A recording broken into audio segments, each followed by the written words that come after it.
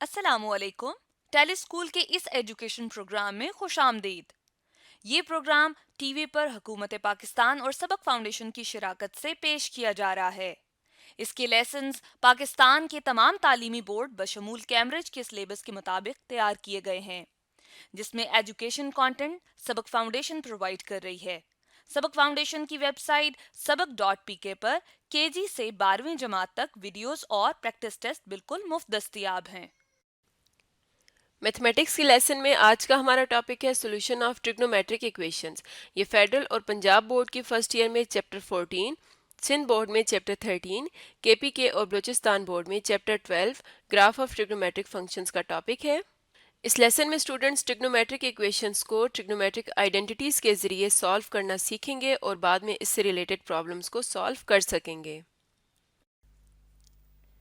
आज के मैथमेटिक्स के लेसन और इससे मुंसलिक वीडियोस को घर बैठे देखने के लिए आप सबक.pk की वेबसाइट पर जा सकते हैं। यहाँ तमाम बोर्ड्स की 9वीं से 12वीं जमात तक मैथमेटिक्स के सारे टॉपिक्स पर वीडियोस और प्रैक्टिस टेस्ट बिल्कुल मुफ्त मौजूद हैं। इनके ज़रिए आप अपने कॉन्सेप्ट्स को पुख्ता करके इम्तिहानात में शानदार नंबर हासिल कर सकते हैं। बाय वन जो अभी नेक्स्ट लेक्चर्स में डिस्कस करूंगा। एक तो है फैक्टराइजेशन, ठीक है, जिसमें कि हम जो कि बहुत ही एक आप समझ लें एक कॉमन मेथड है जिसमें कि हम फैक्टर्स बनाते हैं, ठीक है, और फैक्टर्स बनाकर जो है इक्वेशंस में चूंकि एक इक्वेशन की जो इक्वालिटी होती है उसकी एक साइड पर हम एक साइड पे जीरो लिखते हैं और एक साइड पे जो है वेरिएबल्स आ रहे होते हैं विद टर्म्स, ठीक है, तो उनको हम फैक्टराइज करते हैं, उनके फैक्टर बनाते हैं और फिर उनका प्रोडक्ट जीरो के इक्वल लिखकर उनके आंसर निकालते हैं। दूसरा जो मेथड है हमारा वो है इसको हम कहते हैं कि जो हमारे पास ट्रिग्नोमेट्रिक आइडेंटिटीज हैं,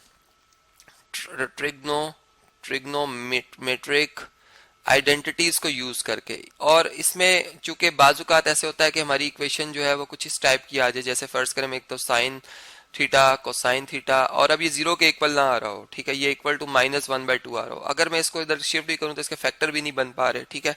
तो इसमें फिर हम जो हमने आइडेंटिटीज आपको इससे पिछले जो लेक्चर्स हैं उनमें समझाई हुई उनको हम अप्लाई करते हैं सोल्यूशन फाइंड करने के लिए, ठीक है।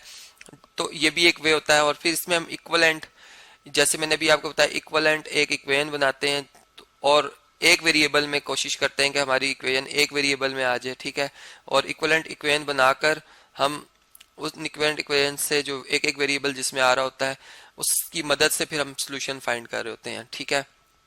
और इसी तरह हमारे पास थर्ड जो मेथड है वो क्वाड्रेटिक इक्वेशंस का है, ठीक है जी। क्वाड्रेटिक इक्वेशंस हम अपने जो हमारी ट्रिग्नोमेट्रिक इक्वेशन होती है वो एक क्वाड्रेटिक इक्वेशन की एक शेप में लिखी गई हो, ठीक है। जैसे कि मैं यहाँ पर एग्जांपल के तौर पर लिखता हूँ कि हमारे पास जो ट्रिग्नोमेट्रिक इक्वेशन है वो कुछ इस टाइप की होती है कि 5 साइन स्क्वायर टी, ठीक है। अब इसमें ट्रिग्नोमेट्रिक फंक्शन साइन टी जो है वो इस्तेमाल हो रहा है, प्लस 3 टाइम्स साइन टी और -1 equal to zero, -1 equal to zero. अब इस केस में हम इसे क्वाड्रेटिक इक्वेशन की शेप में लाएंगे और इसमें जो हमारा जो एंगल आएगा वो एक इर्रेशनल नंबर होगा। वो क्या होगा जी? एक इर्रेशनल नंबर होगा। इस वजह से हम इसके फैक्टर नहीं बना पा रहे थे, ठीक है। मतलब कि इस केस में जो रूट्स बनेंगे, ठीक है, टी की जो वैल्यू हम एंगल निकाल रहे होंगे वो वैल्यूज जो आएंगी, वो जो रूट्स आएंगे वो इरेशनल होंगे, इरेशनल रूट्स होंगे। तो इस वजह से हम इस मेथड को यूज करते हैं, जो कि हमारे आम फैक्टराइजेशन में हमें इनके फैक्टर नहीं मिल रहे होते कि आखिर हम वो कौन से नंबर्स हैं जो कि जिनको मल्टीप्लाई करें या जो एक रूट बनाने का एक तरीका होता है फैक्टर बनाने का वो अप्लाई करें। तो इस वजह से हम इसे इस्तेमाल कर रहे होते हैं और फिर हमारा एक सॉल्यूशन सेट बनता है जिसमें अगर जनरल बात की जाए तो उसमें हम उसके जो पीरियड है उसको ऐड कर देते हैं 2 पाई या पाई अगर किसी ट्रिग्नोमेट्रिक फंक्शन का पीरियड। तो अब इन्हीं मेथड्स को मैं वन बाय वन आपसे इन तीनों मेथड्स को नेक्स्ट लेक्चर्स में डिस्कस करूंगा, जिनमें कि मैं फैक्टराइजेशन से भी इक्वेशन को सॉल्व करूंगा, क्वाड्रेटिक फार्मूला से भी, और कंप्लीटिंग जो ट्रिग्नोमेट्रिक आइडेंटिटीज हैं उनकी मदद से भी मैं सॉल्व करके आपको समझाऊंगा।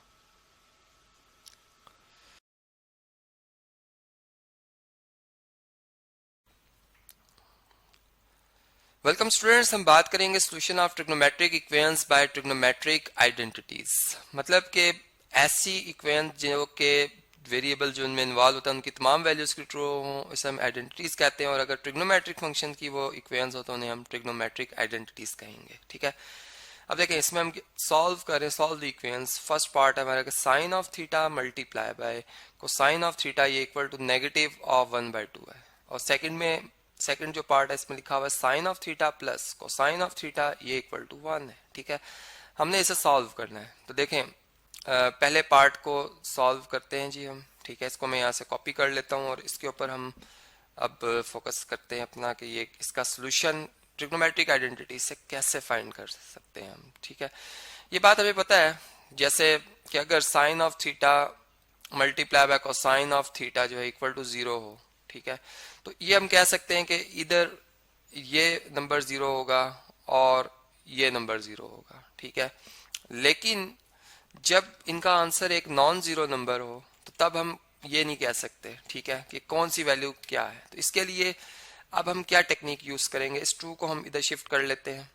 ठीक है, ये 2 multiply by sine of theta और कोसाइन ऑफ थीटा आ जाएगा, जबकि यहाँ पर इक्वल टू आ जाएगा -1। ठीक है, अब हम ऐसा करते हैं कि ये हमारे पास एक फार्मूला है। ठीक है जी, ये फार्मूला है और ये किसके इक्वल होता है जी, ये इक्वल टू होता है साइन ऑफ 2 थीटा के, मतलब डबल एंगल आइडेंटिटी। ठीक है, ये इसके इक्वल होता है। ठीक है, और यहाँ से हम इसको एज इट इज नीचे ले आते हैं -1। ठीक है, तो देखें अब हम यूँ बात करें कि साइन ऑफ डबल एंगल मतलब जो हमारे पास है इसमें ये इक्वल टू है -1 के। तो अब इसको हम ऐसे ट्रीट करेंगे जैसे हम ट्रीट कर रहे होते हैं sine of theta equal to -1 को। ठीक है, मतलब ये बात हम जानते हैं कि साइन की वैल्यू -1 आती है 270 डिग्री पर। ठीक है, साइन 270 डिग्री होता है -1। और मैं यूं भी कह सकता हूं कि साइन ऑफ, इसको रेडियंस में अगर आप कन्वर्ट करें रेडियंस में ईयर में, तो ये बनता है कितना जी, 3π/2, मतलब 90 को 3 से मल्टीप्लाई कर दें तो ये 270 बनता है। ठीक है, तो ये हमारे पास आ जाएगा। अब इधर हम बेसिकली ये जो एंगल होगा हमारा 2 थीटा, हम लिखेंगे जो 2 थीटा है ये कैसे आ सकता है, हम यहाँ से साइन इनवर्स लेंगे। ठीक है, ऑफ -1 और अब इस रिजल्ट को यूज करेंगे यहाँ पे। ठीक है, और इसकी बेस पे बात करेंगे कि जो 2 थीटा है ये इक्वल टू किसके आ जाएगा, ये इक्वल टू आ जाएगा 3π/2 के। ठीक है, अब ये 2 जो है इधर आकर डिवाइड हो जाएगा तो ये क्या बन जाएगा जी, तो हमने थीटा एंगल फाइंड करना है। ठीक है, असल में जो क्वेश्चन है उसमें कौन सा वेरिएबल शामिल है, थीटा। ठीक है, हमने इसको फाइंड करना है। तो इसको फाइंड करने के लिए हम क्या करेंगे, हम 2 से डिवाइड कर लेते हैं, इधर भी मल्टीप्लाई बाय 1/2, इधर भी मल्टीप्लाई बाय 1/2। ठीक है, ये 2 से कैंसिल हो जाएगा, यहाँ पे थीटा आ जाएगा, जबकि यहाँ पे 3π/2 2 ज़ा 4π/4, तो ये हमारे पास एंगल आ जाएगा, हमारा रिक्वायर्ड एंगल। ठीक है, अब चूंकि ये हम जानते हैं कि जो पीरियड है, ठीक है, साइन थीटा का, पीरियड ऑफ दोनों ही फंक्शंस का, periods of sine theta and cosine theta, वो कितना होता है जी, वो 2π होता है। ठीक है, तो इसका मतलब कि चूंकि ये हमारा जो क्वेश्चन है उसमें कॉस थीटा भी फंक्शन है, साइन भी इन्वॉल्व है, तो दिस इम्प्लाइज कि हम जो एंगल है उसका जब आप मुकम्मल जवाब देने जाओगे तो इसमें 3π/4 में ऐड कर दोगे इस पीरियड को। ठीक है, जो कि कितना है 2π है। ठीक है जी, आप 2π इसमें ऐड कर देंगे और फॉर रेवोल्यूशंस, ठीक है, रेवोल्यूशंस हम मल्टीप्लाई कर देंगे n से, n एक इंटीजर है। ठीक है, हम लिखेंगे थीटा इज इक्वल टू, बल्कि यहाँ पर n से मल्टीप्लाई कर देंगे। फॉर रेवोल्यूशंस n जो है बिलोंग करेगा किसको, इंटीजर्स को, सेट ऑफ इंटीजर्स को, क्योंकि मतलब n की वैल्यू जो है वो -1 -2 -3 के लिए, फिर 0 के लिए। ठीक है, सॉरी, मतलब मैं यूं कह सकता हूं कि ये जो है ये आप समझ लें कि ये क्लॉकवाइज रोटेशंस हैं, क्लॉकवाइज रोटेशंस, जबकि n की वैल्यू जो +1 +2 +3 सो ऑन है ये एंटी क्लॉकवाइज के लिए है, एंटी क्लॉकवाइज। ठीक है, और 0 इसलिए है कि no revolution, n equal to 0 means के नो रेवोल्यूशन। सॉल्यूशन के पहला ही मतलब जो है, जो ये एंगल आया है यही इसका ओनली आंसर है, ठीक है। तो फिर इसका मतलब कि ये हमारा जो जवाब बनेगा 3π/4 + 2n टाइम्स पाई। तो ये हमारा इसका जो है वो फाइनल आंसर आ जाएगा। अब जो सेकंड पार्ट था उसको मैं नेक्स्ट वीडियो में कंटिन्यू कर रहा हूँ, और उसमें हम जो मतलब प्रॉब्लम के तौर पर इसको ट्रीट करेंगे, और इसको हम उस लेक्चर में मैं इसे सॉल्व करूंगा।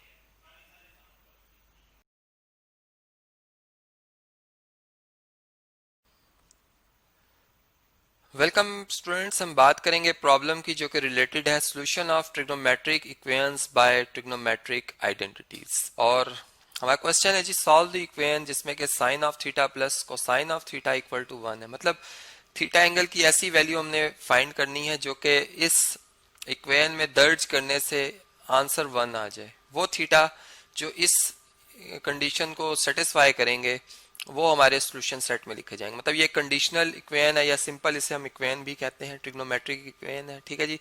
तो इस पे जो मैं टेक्निक यूज करूंगा वो है बाय मतलब जो ट्रिग्नोमेट्रिक आइडेंटिटीज है उनको यूज करके। आइडेंटिटीज कहते हैं जी ऐसी इक्वेशन जो कि वेरिएबल की जो कि उसके अंदर इंट्रोड्यूस हुआ होता है या डिफाइन हुआ होता है, उसकी तमाम वैल्यूज के लिए वो ट्रू होती हैं, ठीक है। अब ट्रिग्नोमेट्रिक आइडेंटिटीज हम उनकी बात कर रहे हैं। तो मैं सबसे पहले स्क्वेयरिंग करूंगा यहाँ पे, ठीक है जी। मैं यहाँ पर लिखूंगा स्क्वेयरिंग ऑन बोथ साइड्स, ठीक है जी। तो मेरे पास जब यहाँ पे मैं स्क्वायर करूंगा इसी इक्वेशन को मैं यहाँ से सिलेक्ट कर लेता हूँ, ठीक है ऐसे, और इसकी लेफ्ट और राइट साइड दोनों पे स्क्वायर हो जाएगा, यहाँ भी, ठीक है, और यहाँ भी स्क्वायर हो जाएगा, ठीक है।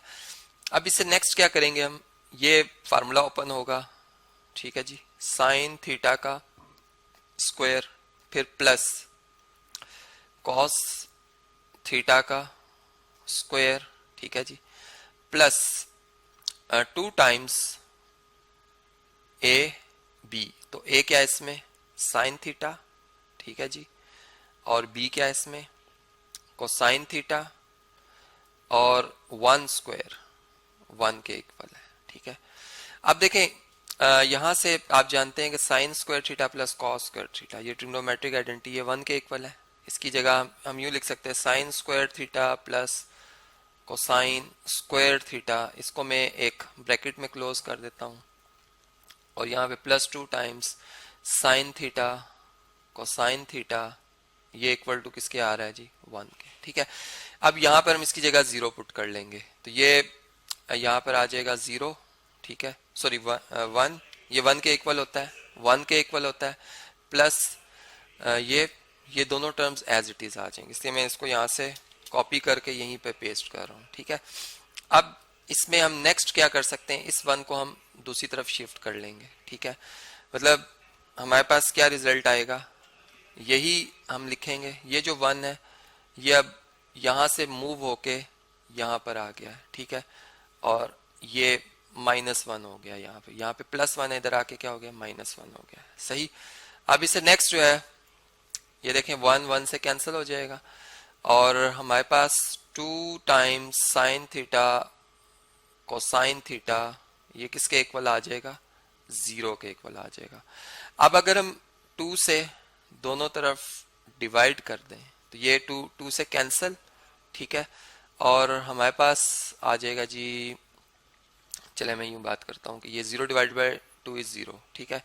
तो हमारे पास आ जाएगा sine theta cosine theta is equal to 0 के, ठीक है। अब हम ये बात जानते हैं कि A B for A B belongs to real number, ठीक है। अगर हम यूं कह रहे हो कि ए डॉट बी जो है वो इक्वल टू 0 है, देन इधर ए इक्वल टू 0, ठीक है, और बी इक्वल टू 0। तो यहां भी यही बात आएगी कि this implies sine theta equal to 0 और cosine theta is equal to 0, ठीक है। हमारे पास 2 इक्वेशंस आ जाएंगी, ठीक है, सिंपल ट्रिग्नोमेट्रिक इक्वेशंस। अब इसमें हम जानते हैं कि जो हमारे पास रिजल्ट है साइन 0 डिग्री 0 होता है, ठीक है, साइन 0 रेडियन 0 होता है, एंड साइन पाई जो है 180 डिग्री, ये भी क्या होता है, ज़ीरो होता है। सेम इसी तरह हम ये बात भी जानते हैं इसके लिए कि हमारे पास जो कॉस थीटा के लिए, ठीक है, कि कॉस ऑफ जो 90 है पाई बाय 2 है वो ज़ीरो के इक्वल है, and cosine of 3 pi by 2 ये भी किसके इक्वल है, ये भी ज़ीरो के इक्वल है। ठीक है, तो हम हमारे पास मतलब यहाँ पर जो जवाब आ रहे हैं अब हम उसको ज़रा अंडरस्टैंड करने की कोशिश करते हैं। ठीक है, देखें ज़ीरो, ये साइन की जो वैल्यू आ रही है मतलब एक एंगल ज़ीरो हमें मिल रहा है और एक पाई मिल रहा है। ठीक है, पहले मैं इसको सॉल्व करने के लिए बात करता हूँ कि for sine theta equal to zero we have theta जो है वो इक्वल टू क्या आ रहा है जी, ज़ीरो, और ये क्या आ रहा है, पाई। तो इसमें मतलब एक पाई एंगल हो सकता है और एक हमारे पास क्या हो सकता है, ज़ीरो हो सकता है। ठीक है जी, तो हम यूँ बात कर लेंगे कि जो ये हमें वैल्यूज़ देगा। ठीक है, चले मैं इसको थोड़ा सा एक्सप्लेन कर देता हूँ आपको जी। इसको हम इस तरह से कर लेते हैं कि इसको मैं लिखता हूँ कि जो थीटा है हमारा, ठीक है, इसको मैं के पाई लिख रहा हूँ।